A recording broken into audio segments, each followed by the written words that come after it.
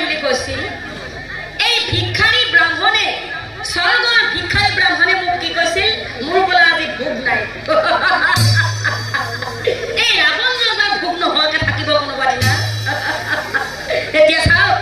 এই মাছে মঙহে এই প্ৰজাজনৰ লগত বহি মই একেলগে ভোজন কৰিম সাধাৰণ ভিক্ষাৰী এটাই মোক কয় যে এই ৰাৱণ ৰজাৰ ভোগ নাই বুলি এতিয়া চাওক মাছে মঙহে মই এই প্ৰজাজনৰ লগত বহি একেলগে ভোজন কৰিম